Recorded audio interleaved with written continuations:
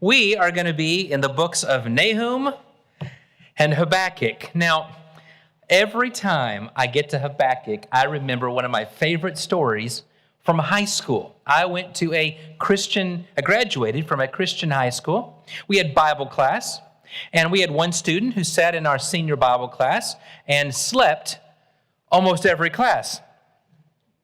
And he must have had his head down on the table of contents of his Bible. Because what I remember is somewhere in the middle of class, his head raises up, his eyes begin to slowly form as he's looking at what's in front of him, and he goes, Habakkuk. Who's Habakkuk? That was right in the middle of class. This word Habakkuk is always a fun one to try to spell, right? And we're going to talk about Nahum and Habakkuk. There was no more dreaded nation in the 8th century BC than Assyria. And when Jonah went to the capital city of Nineveh, he announced that God was going to bring judgment on this wicked, evil, sadistic, heartless pagan nation, and he did it with a little bit of glee. But the most remarkable and unusual thing happened. Two things. Number one, out of nowhere, this wicked, evil pagan king who doesn't even know God's name repents. And second, the God of justice, the God of high standards, the God who can be trusted, decided to save this wicked, evil, pagan, no good, very bad nation. And Jonah, whose name means dove, throws a wicked temper tantrum that God, by his very nature, is so merciful and kind, slow to anger, forgiving left and right, and abounding in loving kindness. But that's not the only Nineveh story in the Old Testament. Their repentance, or whatever you want to call it, was short-lived. Just 1 or 2 generations later, Assyria conquers the northern kingdom of Israel and takes them into captivity. And they don't stop their military campaign for another 50 years until they extend the borders of Assyria all the way to Thebes, Egypt. Less than a century after Jonah, the lonely nation of Judah sits scared and alone and vulnerable, facing the menacing force of Assyria. And this time, God declares through his prophet Nahum that Nineveh will not survive when Jehovah God comes down from his mountain and pours out his wrath like fire. Now, it might seem strange to you that God would deliver this message of fiery wrath through a prophet whose name means comfort. Of course, Jonah's name meant dove, so I guess it doesn't count. But Nahum's message really is a message of comfort. If you've ever been the victim of a heinous crime, and then the law courts do their thing and justice is served, there's a sense of comfort that comes from that.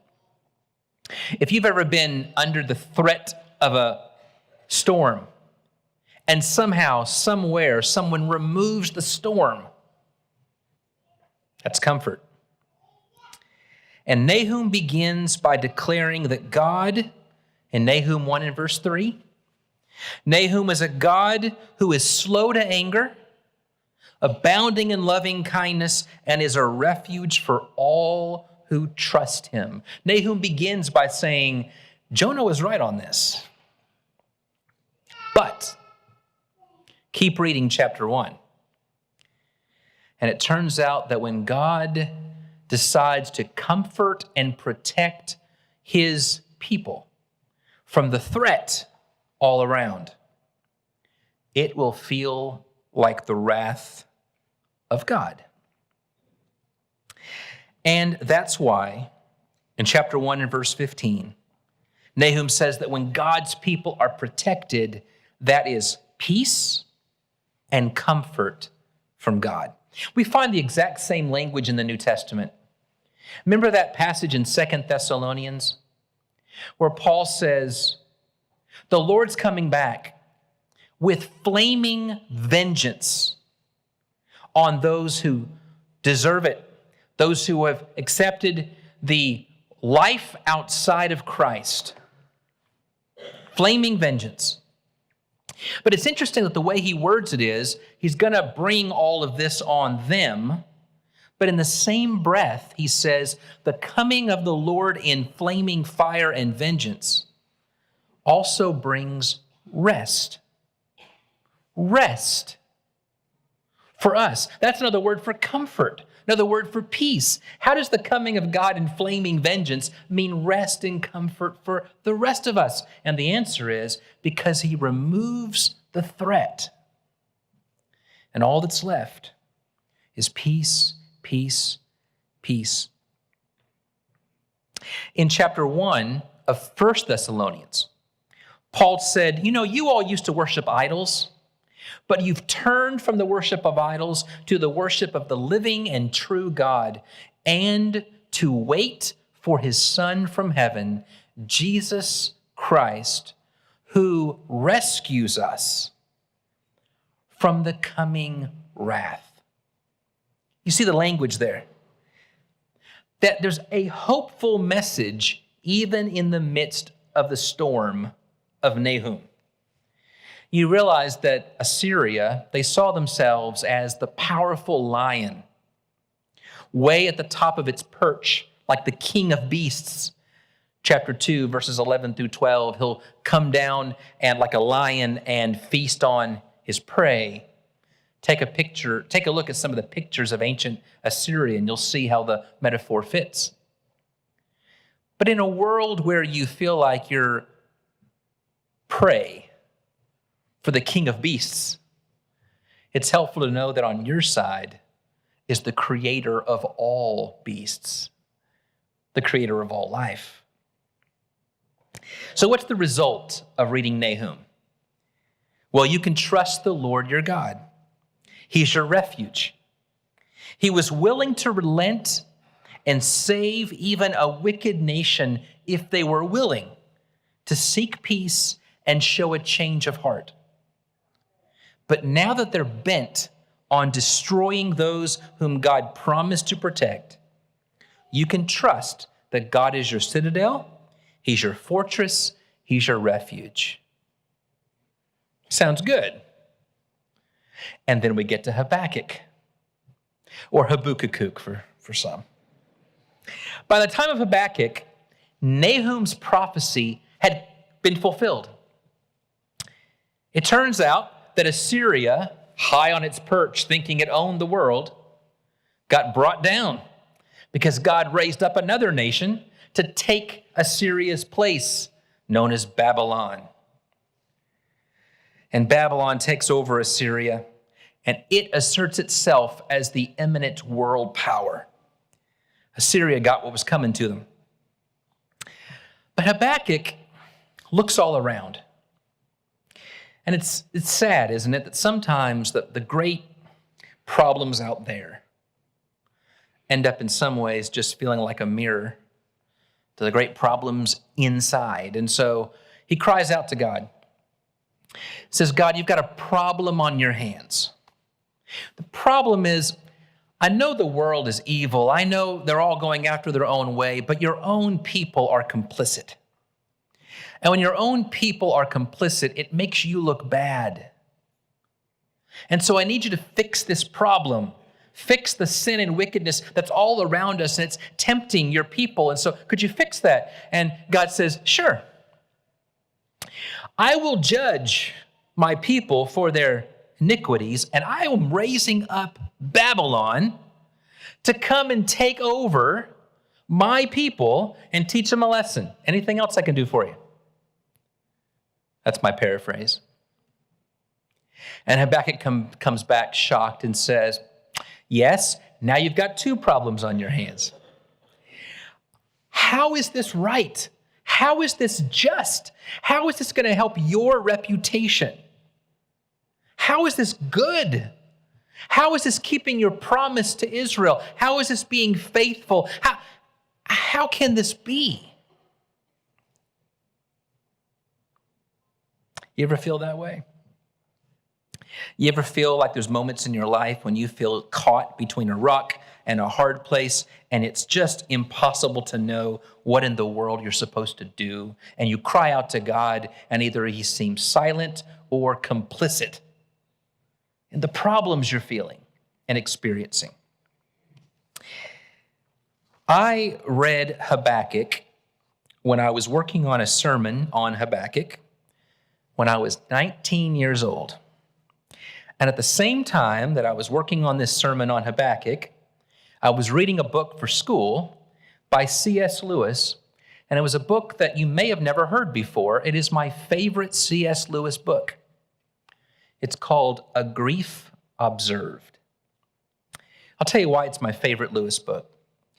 Most of his other books, well, he wrote lots of different kinds of things. I didn't read the fiction. Who cares about Narnia? I'm kidding. Don't throw anything. Among his nonfiction works, most of them are Christian apologetic books. This isn't like that. It doesn't read like that at all, and those are great. It doesn't read like that at all. You know what this is? It's something like a diary where he's writing his thoughts and feelings because he waited forever to get married. And then he got married, and there's some stories about what all that was about, whether that was out of love or because he was trying to help somebody with a green card. There's a long story behind that. But he ends up falling in love with his wife. It's always a good thing to do. And then she dies of cancer. He had already written the book, The Problem of Pain. He had already written the answer book to how to deal with pain. And now he's experiencing it. And that book reads very different than this book. And what I love about it is it's so raw. You ever write in a diary yourself and you'll find you said something on one page last night and your tone and attitude is quite different this morning? That's what every page reads like in this book. I want to give you a quote. Meanwhile, where is God? This is the most disquieting symptom. When you're happy, so happy that you have no sense of needing him, so happy that you're tempted to feel his claims upon you as an interruption. If you remember yourself and you turn to him with gratitude and praise, you will be, or so it feels, welcomed with open arms. But go to him when your need is desperate, when all other help is vain. And what do you find? A door slammed in your face and the sound of bolting and double bolting on the inside. And after that, silence. You may as well turn away. The longer you wait, the more emphatic the silence will become. Why is he so present a commander in our time of prosperity and so very absent a help in time of trouble? It's not that I am in much danger of ceasing to believe in God. The real danger is of coming to believe such dreadful things about him. The book gets better. But do you hear the rawness in the story? God, I want to believe. I've written the books on it. It's not that I doubt you're there. It's just I'm starting to think such terrible things about you. Habakkuk is faced with that situation. God, I know you're there. I've seen what you've done, and I know you're raising up that army, and you've got the power to do it. But now I've got all the problems I had and then some. What am I and what are they supposed to think of you? In the same book, Lewis says, talk to me about the truth of religion and I'll listen gladly. Talk to me about the duty of religion. I'll listen submissively, but don't come talking to me about how the religion consoles me. If you do, I'll suspect that you don't understand. In other words, I don't find comfort. The book of Nahum has already told us that God will and does provide comfort. Habakkuk's having a hard time finding it, and Lewis is right there with him.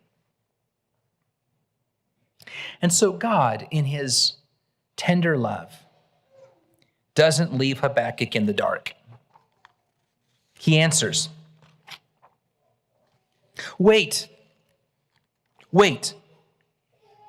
You don't see the end of the story. You don't see all the chess moves. In fact, you don't see the whole board. So let me let you in on just a little bit. Number one, I am going to let Babylon get what's coming to them. This is not the end of their story. Number two, I'm not giving up on my people. This is not the end of your story. I'm teaching them a lesson, and it's going to be good for them. I know what I'm doing. Oh, and number three, I'm God. The Lord is in his holy temple. Let the earth keep silence before him. And in chapter 3, Habakkuk writes out a prayer. I don't know how long it took him to write it. I don't know if he tried to just say it to himself to keep some silence, but he writes out a prayer.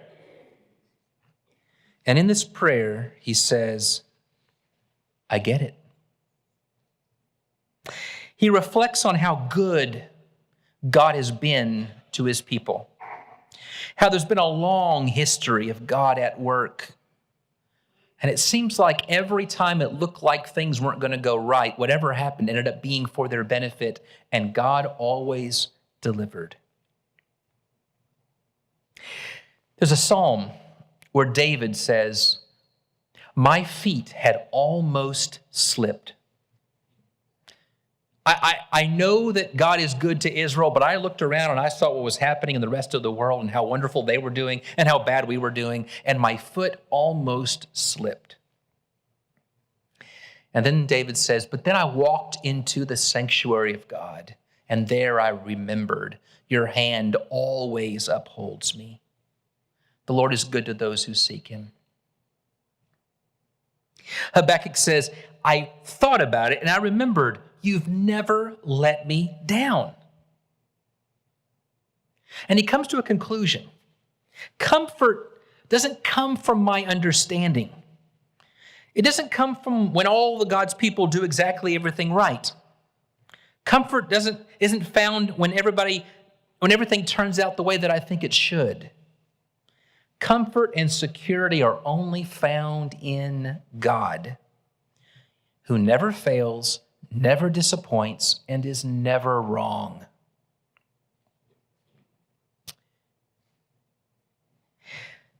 I told you I was reading Lewis's book the same time I was working through Habakkuk 19. I'm sure that God put this together for me because I needed to write a lesson and I was a little late getting my lesson together. And it was Saturday night, and I got to this part of the book. Lewis is having a good day. You know, he has those bad days and he's writing about it. He's having a good day. And he says, you know, God's not been trying an experiment on my faith or my love in order to find out their quality. He knew that already. It was I who didn't. In this trial, he makes us occupy the witness stand. He always knew that my temple was a house of cards. His only way of making me realize that fact was to knock it down. I don't know why Joy Davidson Lewis died. I don't know where to put the blame on that. I don't know God's role in that. But I do know this. All things work together for good for those that love the Lord. And what Lewis is saying is, I had my hope and my trust and my confidence in this relationship. And now that that's gone, the only place I can find those is in you. And maybe that's what I need. Habakkuk steps back and he sees the world from a different perspective. What do we do with Nahum and Habakkuk when we see evil all around us? Is God going to destroy the perpetrators like he did to Nineveh under Nahum? He might do that. Or is he going to show mercy like he did to Nineveh under Jonah? He might do that. When we see trouble in our own ranks, temptation full blown, will God provide cleansing and healing and hope like he has so many times in history? He might do that. Or will he allow us to experience a period of judgment so that by facing up to the consequences of our sin, we'll learn a lesson, and maybe our children and grandchildren will learn from that and live a different life so that God may continue to bless? That might be the case.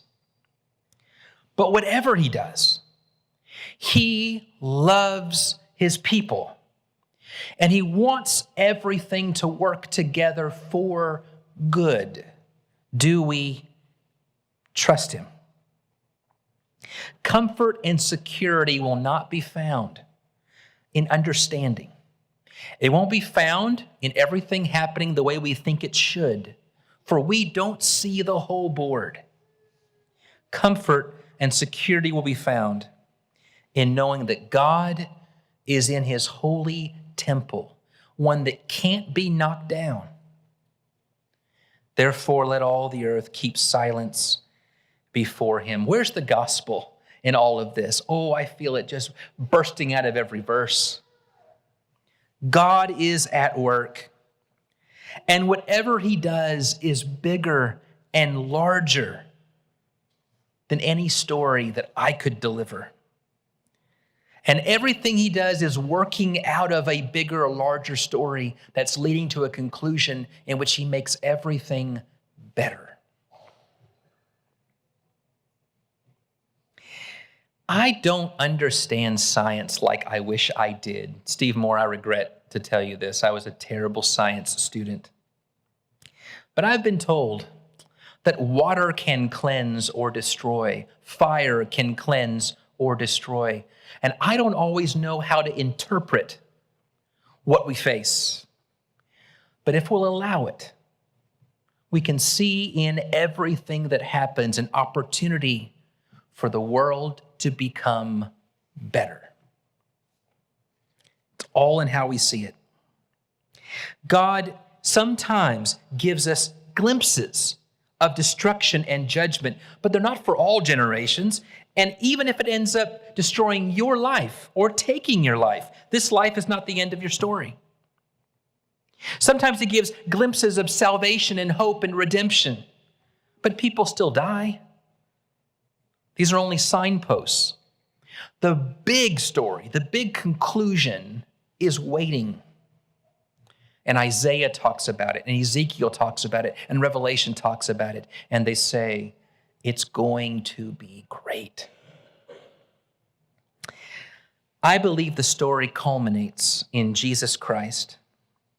And in the cross, we see that God's wrath will bring an end to sin. And God's hopeful, faithful, merciful love will bring hope even to those who at this time have no idea that the offer is even to them.